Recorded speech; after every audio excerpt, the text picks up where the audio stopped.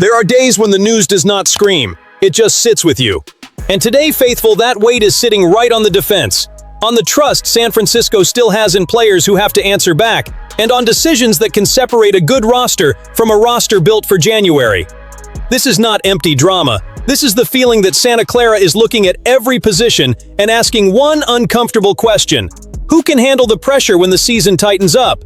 Stay with me, hit that like button, because today we are talking recovery, market temptation, backup quarterback value, and the identity this defense has to get back. Malik Mustapha is one of those stories 49ers fans feel before they even check the numbers.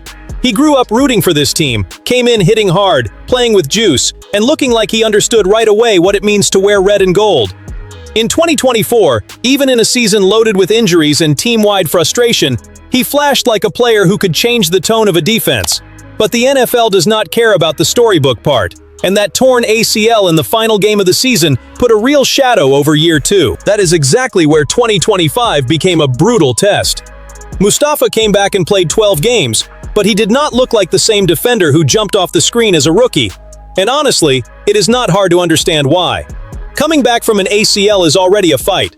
Coming back and immediately playing with the same burst, the same confidence in your cuts, the same aggression closing space on the back end, that is a different kind of battle. Sometimes the knee is cleared, but the body is still negotiating with the mind on every reaction. The numbers show how that drop-off really played out. As a rookie, when quarterbacks targeted him, Mustapha allowed only a 44.4 passer rating and a 35% completion rate. The next year, those numbers jumped to a 116.9 rating and 66.7% completions. That is not a small difference. It changes how offenses see the deep middle. It changes how much courage a coordinator has to disguise coverage. It even changes the freedom of the guys up front trying to hunt the passer. But it would also be lazy to put all of it on him. The pressure on the secondary went up because San Francisco's pass rush did not hold the level this franchise demands. When the opposing quarterback has too much time, even a healthy safety can start to look late. For a player coming back from a serious injury, that becomes a brutal chain reaction. More targets, more space to cover, less room for error, and more people staring at the result like it is only individual failure. Now the pressure takes on a different tone. In 2026, the 49ers have to find out who their two real starting safeties are.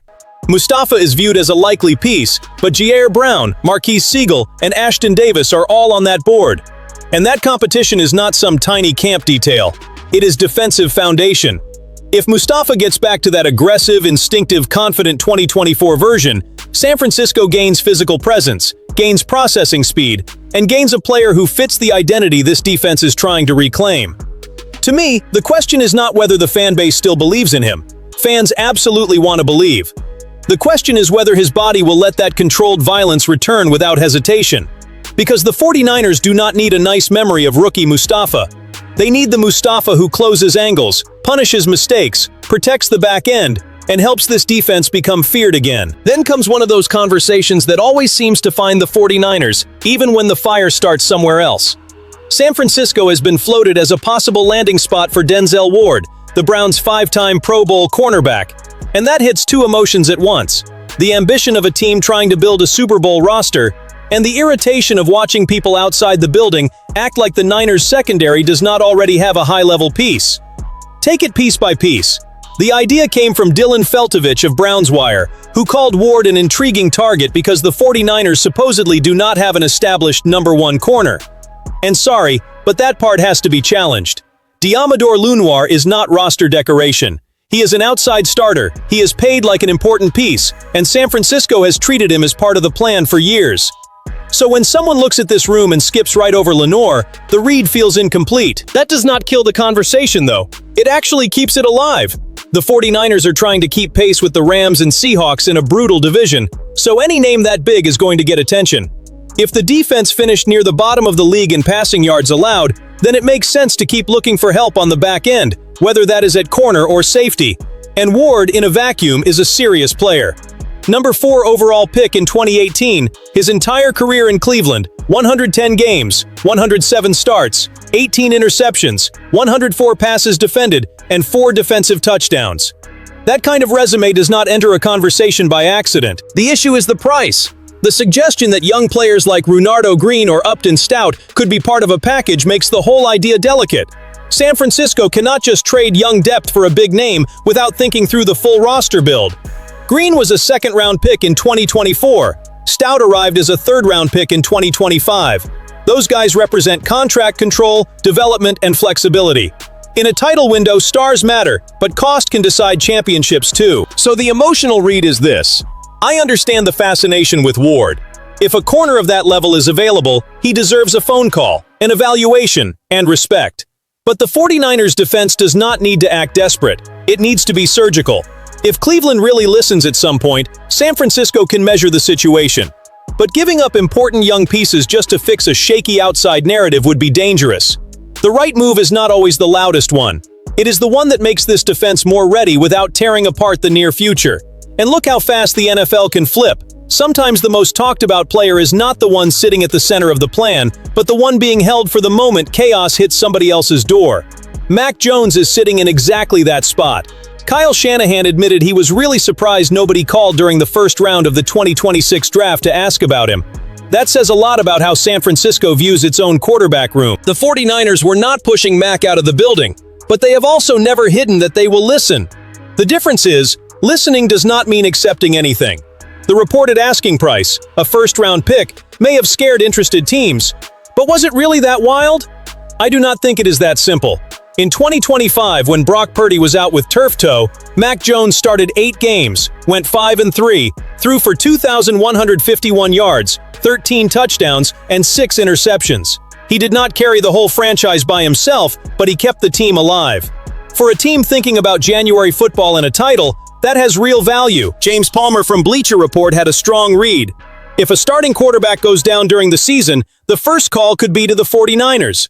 That makes sense. Mac already functioned in Shanahan's system, the same family of offense connected to Sean McVay and used across much of the league.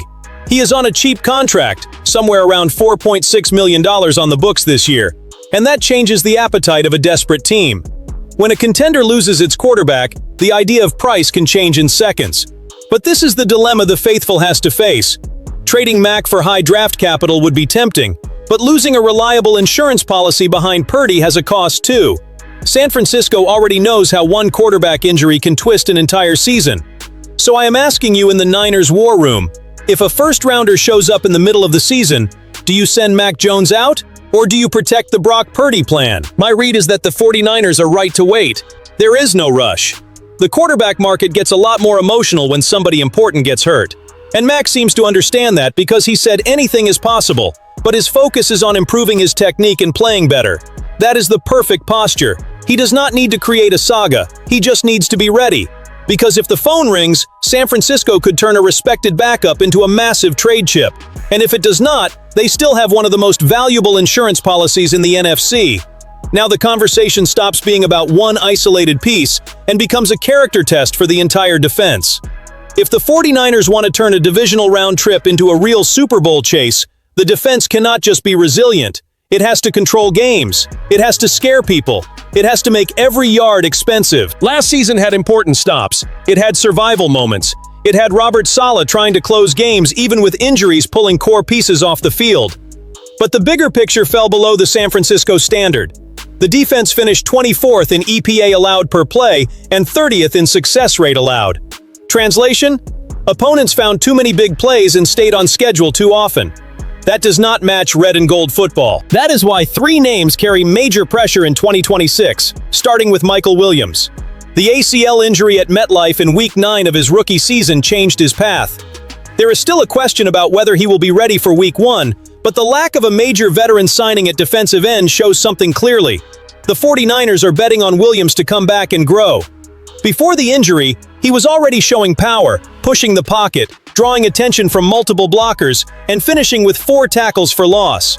His average depth of tackle against the run at -0.1 yards shows the kind of presence this front needs. But promise does not knock down quarterbacks in January. When Williams is cleared, San Francisco needs to see real growth. More polish as a pass rusher, more consistency against veteran tackles, and more ability to punish protection when Nick Bosa pulls the entire game plan to the other side. Being the 11th overall pick carries weight, and now that weight is at the door. Then comes Greenlaw, and this is where the emotional side tightens. Reuniting Greenlaw with Fred Warner reminds fans of the best version of this defense. When those two were together, the middle of the field had speed, anger, intelligence, and presence. Since the Achilles injury in the Super Bowl against the Chiefs, the Niners have never fully filled that void.